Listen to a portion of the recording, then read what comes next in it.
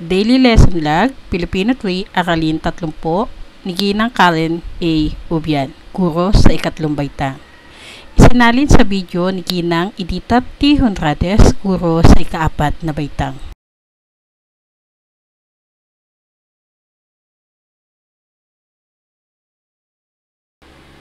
Mga bata, ano-ano ang mga nakikita ninyo sa larawan? Yes. Ano-ano ang mga nais ipahiwatig ng mga nasa larawan?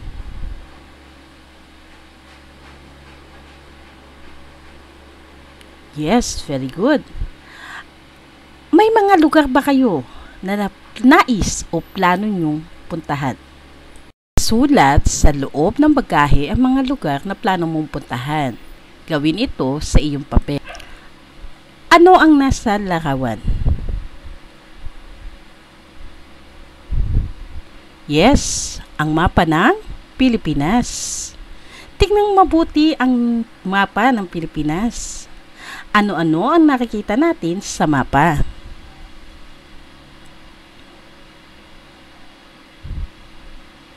Yes, mga lugar sa ating bansa.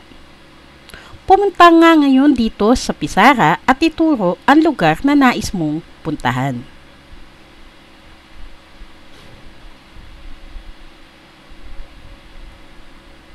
Anong lugar na ang napasyalan mo na? Yes? Sabihin nga, anong lugar na ang napasyalan mo na? Nais ba ninyo na makinig ng kwento tungkol sa paglalakbay? Okay, ngayon pakikinggan natin ang kwento na isinulat ni Angelica D. Javines na may pamagat na Kakaibang Paglalakbay. Ano nga uli ang pamagat ng kwento na ating pakikinggan? Yes, Kakaibang Paglalakbay. Sa inyong palagay, bakit ang pamagat ng kwento ay Kakaibang Paglalakbay?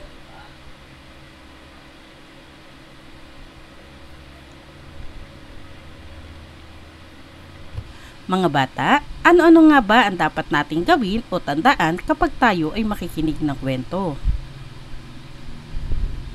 Yes, sabihin mo nga, ano-ano yung mga dapat mong gawin kapag ikaw ay makikinig ng kwento? Yes, ngayon, makinig ng mabuti sa kwento na aking babasahin. Magmula na nagkaisip ako, lagi ko nakikita si tatay na pumupunta sa aming bodega sa likod bahay. Pero hindi ako nagtanong kung bakit siya lagi naroon.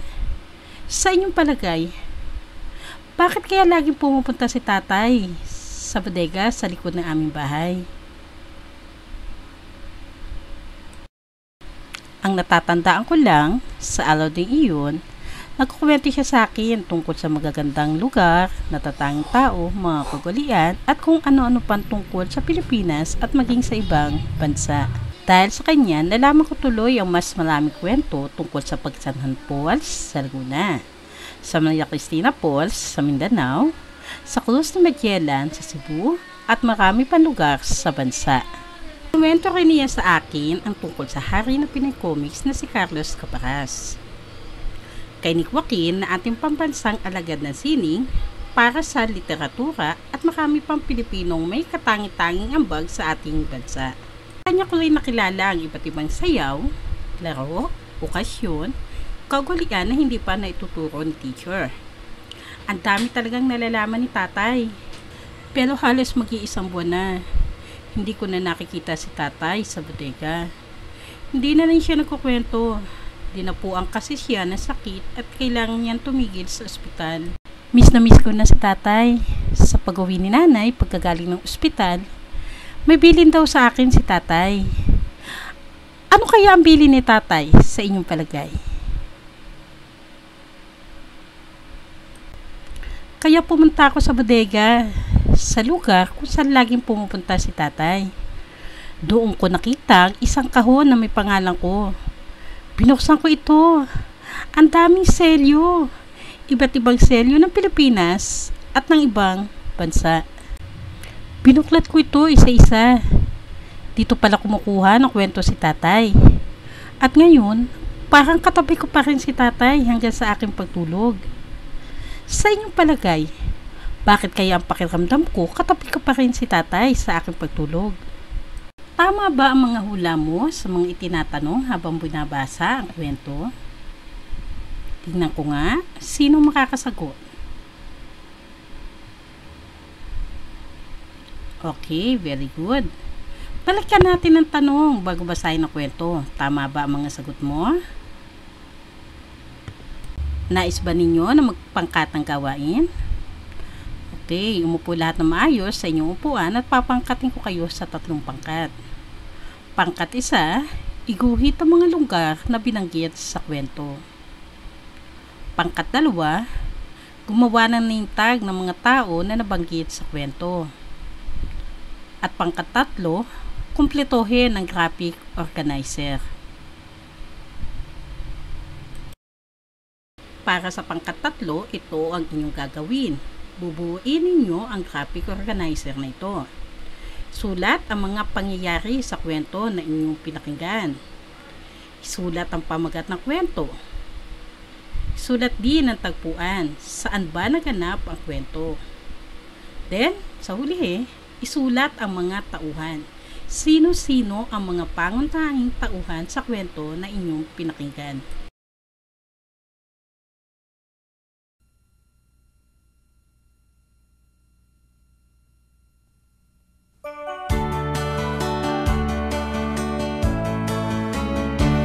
Masaya kung sama-sama ang magkakaibigan, lalo na kung may awitan at may tawanan.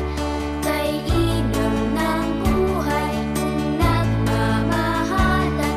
Masaya kung sama-sama at may bigayan. Masaya kung sama-sama ang magkakaibigan, lalo na kung may awitan at may tawanan. Kay inam ng buhay kung nagmamahalan. Masaya kung sama-sama at may bigayan.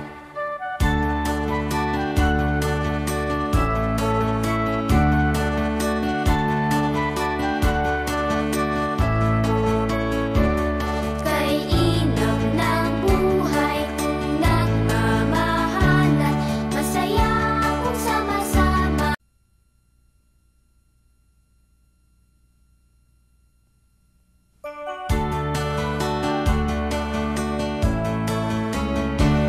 Masaya kung sama-sama ang magkakaibigan, lalo na kung may awitan at may tawanan. Kay inam ng buhay kung nagmamahalan. Masaya kung sama-sama at may bigayan. Masaya kung sama-sama ang magkakaibigan, lalo na kung may awitan at may tawanan. Kay inam ng buhay kung nagmamahalan. Masaya kung sama-sama at may bigayan.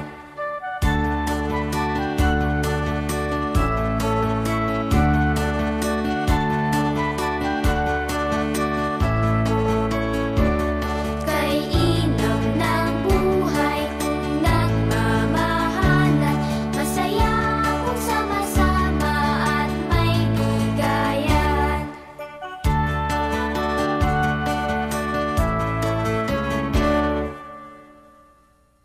Ano ang pamagat ng kwento?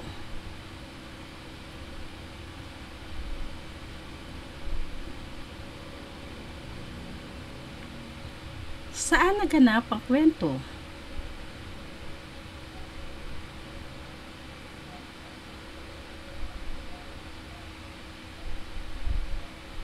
Sino-sino ang mga pangunahing tauhan sa kwento?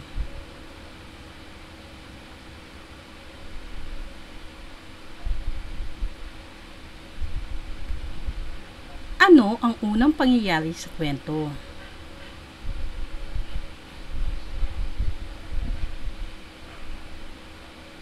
Ano ang panggit ng pangyayari sa kwento?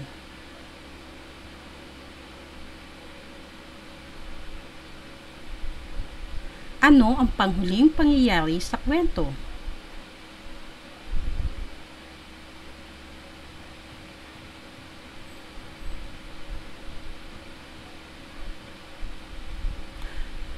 Ano-anong mga lugar ang nabanggit sa kwento?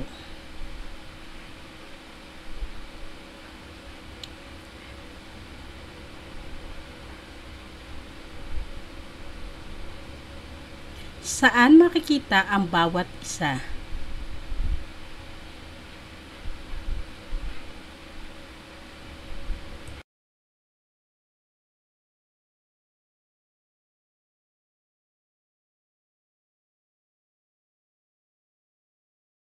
Sino ang mga nabanggit na Pilipino sa kwento?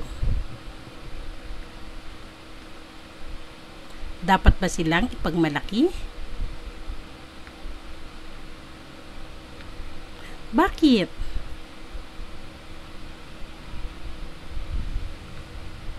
Ano-ano pa ang dapat nating ipagmalaki sa ating bansa?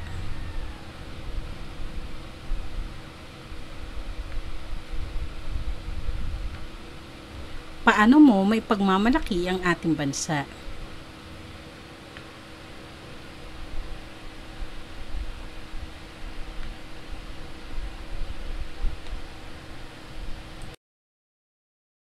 Ngayon, tumayo ang lahat.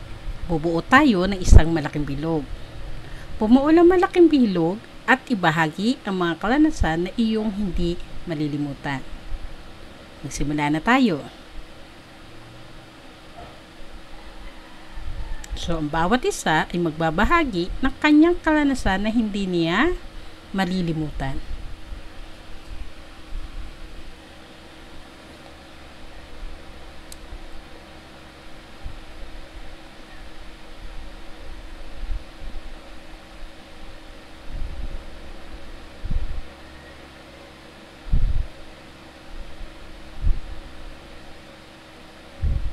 Natutuhan ba kayo sa ating aralin ngayon? Ano ang inyong natutuhan sa ating aralin? Magbigay nga. Sa ating taktang aralin, gumuhit ng larawan na napasyalan mo na. Ihanda mo rin ang iyong sarili upang ibahagi ito sa harapan.